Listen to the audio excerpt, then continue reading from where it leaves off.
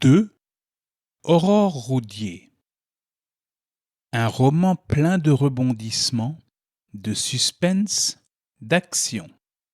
Vincent, interne dans un grand hôpital new-yorkais, est réveillé un matin par des explosions. Des bombes explosent sur la ville. Avec son ami Dylan, ils rejoignent l'hôpital pour renforcer les équipes de soins, mais c'est au tour de l'établissement d'être visé. Peu à peu, toutes les grandes villes américaines sont rasées, puis c'est au tour des villes du monde. Les deux amis quittent New York pour se rendre à la campagne chez les parents de Dylan. Vincent fait la connaissance de Karine, la sœur de Dylan. Celle-ci est aveugle.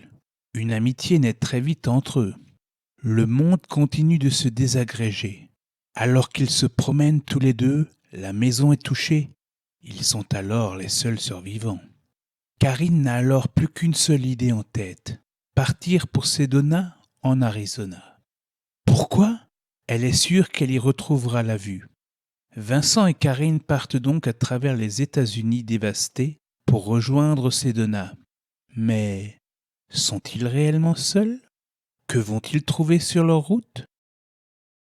Ce roman nous embarque dans une aventure pleine de rebondissements, d'action et de suspense. Alors, en effet, ça a un goût de déjà vu, la vision d'un monde post-apocalyptique où il ne resterait qu'un couple pour tenter de sauver l'humanité. Mais l'auteur apporte quand même beaucoup d'éléments qui nous donnent envie de lire ce roman. Tout d'abord, la plume est agréable, les descriptions sont étoffées. Certains passages sont parfois un peu longs malgré tout. Ce livre pourrait vraiment être adapté au cinéma tant le scénario s'y prête. On s'attache rapidement aux deux personnages principaux, Karine et Vincent, qui tout au long de leur périple évoluent, grandissent.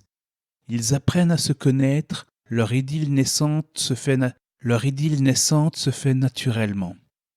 On enchaîne les courses-poursuites, les attaques, les moments plus sereins. Ce roman est aussi intéressant pour un public adolescent que pour un public adulte. Je pense que le vocabulaire s'adapte tout à fait aux plus jeunes et que ce type d'histoire plaira à tous. La fin est particulièrement intéressante car on ne s'attend pas du tout à ce qui se trouve à Sedona, et encore moins la conclusion du roman. L'auteur a su garder le suspense jusqu'au bout. Un livre qui mêle science-fiction, romance, fantastique plein d'action, de rebondissements, de suspense, que je recommande autant pour des adultes que pour des adolescents.